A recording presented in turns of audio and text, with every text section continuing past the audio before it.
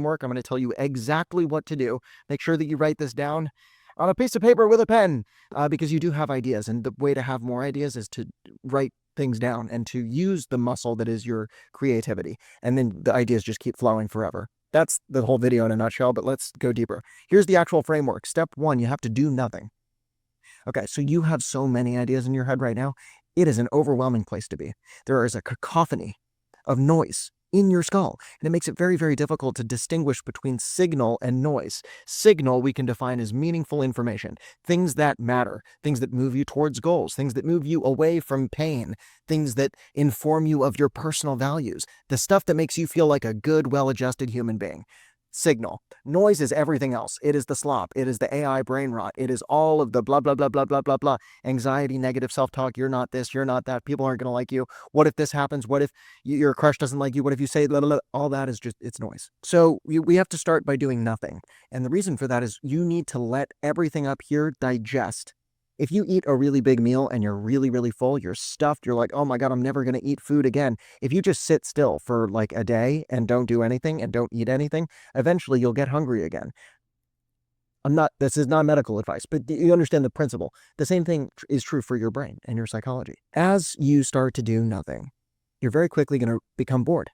And that's going to be uncomfortable because for many years now, you haven't had to be bored.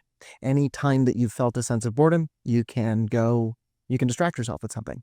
But boredom is a really, really useful experience as a creative human. You need it because what will happen is as you get bored, one or two of the ideas that's circling up here right now will make itself known to you. It will become interesting. And what that might sound like is as you're walking amidst a field of flowers, doing nothing, thinking nothing, you're going to be like, oh, wait, hang on. I have an idea for a song or for a business or for something. And it actually doesn't matter what it is. The important thing is that an idea presented itself to you that is exciting. Go walk outside for a second without any noise, stimulation, music, nothing, and just let the thoughts move out of you.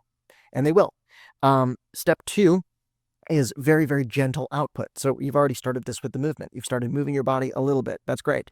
Then you're going to pick up a pen and you're going to just start writing without any expectation of making something. So this is a big thing people get caught up on. They say, oh, I have writer's block. Oh, I can't finish an idea. I don't have any good ideas.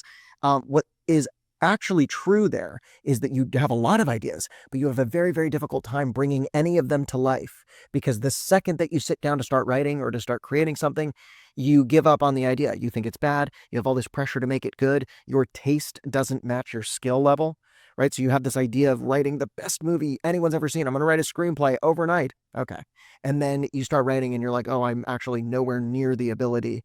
I'm nowhere near the skill level necessary to do this. And so then you're frustrated with yourself and you give up.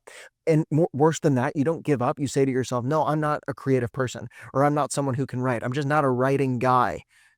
What are you talking about? That's like saying, I don't know how to ride a bike. Oh, I'm just not a bicycle person. No, you just haven't put training wheels on and you haven't, brought the ego down. You haven't deployed some strategic humility here. You have tools at your disposal here, and a lot of it is detaching from the really self-centered, very, very fragile ego that's been programmed into you from years of social media. That's a whole lot right there, but I'm hoping that resonates. You with me? Okay. So very gentle output in the beginning. Just fill a page with some blah, blah, blah, blah, blah, blah, blah. And you have so much material to pull from, right? Because you have years of short form scrolling up here. So you just start writing things down. And it doesn't matter what it is. And you just get used to the feeling of pen on paper. And you are not trying to create a thing. You are not writing a Substack post. You are not writing an Instagram post. You are not writing a YouTube script or a novel or a screenplay or the next great American, whatever the fuck. You're not doing any of that. You are just blah, blah, blah, blah, blah. It's like taking a dump. A brain dump. Now you know where the word comes from. Okay. Then, after you've done that, you are going to apply some intensity. Intensity is where you are going to wring your brain out like a rag. Imagine you are a dish rag full of dirty sink water, and all of that dirty sink water is the information you've watched on YouTube, TikTok, Instagram, the internet for years of your conscious life, years you won't ever get back. You're full of all this dirty sink water right now. You're going to wring yourself out with intensity. Intensity looks like a really hard workout or something that makes you sweat, something that makes your face scrunch up with effort. Or if you're writing or creating something, it requires a great deal of focus. If you've ever seen it, someone editing a video and they're just totally locked in, that is intense creative work. That is a flow state. And that's ultimately the thing that's going to heal us from all the distraction, is regularly and in a dedicated manner, getting ourselves into flow states. Again, you don't start with that, but then once you get there, you find that it's a really effective tool for bringing your anxiety down and getting rid of that really overwhelmed, drowning in noise stimulation feeling that you might be grappling with now. Also, by the way, this is a framework that you're going to spread out over the course of either a day or a week. You have to audit yourself what you're capable of. If only one of these tasks sounds possible today, such as returning to silence, going for a long walk with no stimulation, or a little gentle output, or maybe you are ready for something more intense. You have to feel within your guts what you're capable of today. And you have to be very honest with yourself, because if you overextend and you try to do more than you're capable of, you will collapse and you will become discouraged and you're less likely to show up tomorrow. And the number one goal is that you show up and continue with this framework tomorrow.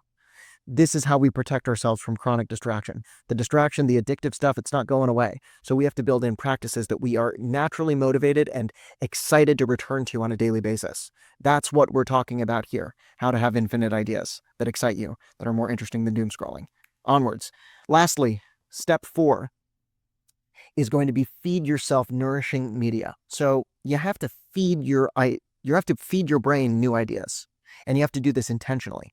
When you live a lifestyle of passive consumption, none of it is intentional. You are eating, or you are consuming the ideas that your algorithm thinks you should have. And that involves no decision-making or creative will on your part.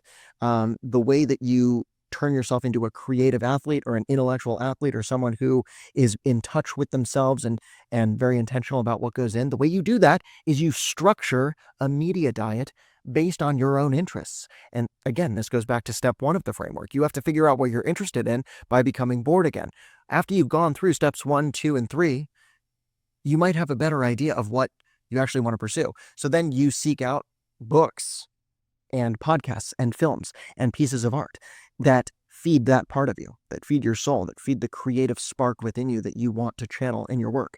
You go to the art museum, you go to the Museum of Natural History, you go to a friend's house and talk to them about things that you are mutually interested in. You feed your brain ideas, and then you write down ideas that come from that, and you create this infinite feedback loop of ideas go in, ideas come out. What I hope you're getting from this conversation, where none of these ideas are particularly revolutionary or new, but what I hope you're getting from this is that we're framing the conversation around what you can do. It's a game, it's a practice, it's a system that you can run, right? This is very practical. This is a practical game you can play, turning your life into a creative video game, because then you have something you can do, and then you're free from the whole identity game of, oh, I'm not X or I'm not Y. I am not a creative person. I'm not a writer. I'm not